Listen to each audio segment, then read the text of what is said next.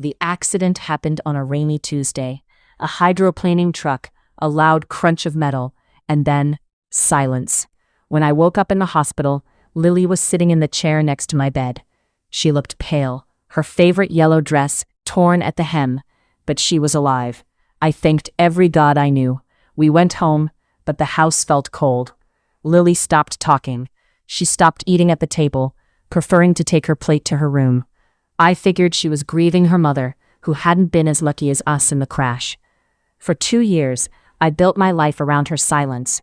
I'd read her bedtime stories, and she'd sit there, tucked under the covers, just watching me with those big, unblinking eyes.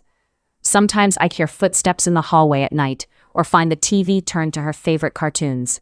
But things started getting weird. My sister came over last week and asked why I had shrine to Lily in the living room. I laughed and said, "It's not a shrine, it's just her school photos." My sister looked at me with this pitying, horrific expression and said, "Mark, you need to go back to therapy.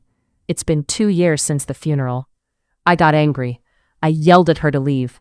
I went straight to Lily's room to vent, to show my sister that Lily was right there.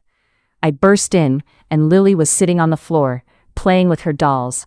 She looked up at me, and that's when she pointed to the corner. "There's no one there, Lily," I shouted. I was crying now.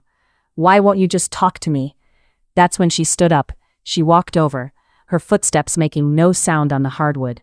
She climbed onto the bed, leaned into my ear, and delivered those 7 words that shattered my reality.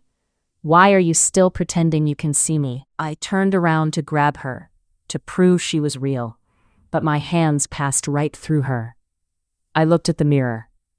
I saw myself, haggard, thin, gray-haired, sitting on the edge of a bed that was covered in a thick layer of dust. The room wasn't pristine. It was abandoned. I ran to the living room and grabbed the photo on the mantel. It wasn't a school photo. It was a program from a joint funeral. My wife and Lily. I fell to my knees, sobbing, when I felt a cold hand on my shoulder. I looked up. It was Lily. But she didn't look like a grieving child anymore. Her face was twisted into something sharp and hungry. "You kept me here," she hissed. Her voice sounded like dead leaves. "You wouldn't let us go. You imagined me so hard that I couldn't leave. But Mommy is waiting on the other side of the veil, and she's angry you kept her daughter in the dark for so long." The lights in the house began to flicker and die. I realized then that the accident didn't just take them, it took my mind. And now that I finally acknowledged the truth, the thing I created to replace my daughter doesn't have to pretend to be a little girl anymore.